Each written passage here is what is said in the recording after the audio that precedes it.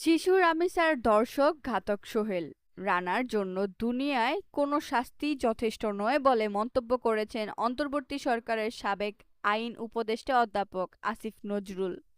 আসিফ নজরুল বলেন, খুনি সোহেল রানার শাস্তি অন্তত এমন হওয়া উচিত যাতে অপরাধীরা ভয় পায় এবং মানুষের মনে কিছুটা শান্তি আসে।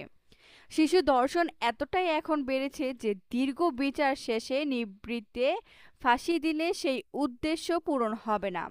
শিশু ধর্ষণ ও হত্যাকারীর শাস্তি হওয়া উচিত প্রকাশ্যে ১০০ দৌড়া, এরপর অপরাধী বেঁচে থাকলে ফাঁসি। তবে এর চেয়েও বেশি প্রয়োজন বিচারকে দ্রুততর করা। আসিয়া ধর্ষণ ও হত্যার পর দ্রুত বিচারের জন্য আইন মন্ত্রণালয় উদ্যোগী হয়ে আইন সংশোধন করেছিল। শিশু ধর্ষণ বিচারের জন্য আলাদা ট্রাইব্যুনালের ব্যবস্থা করা হয়েছিল।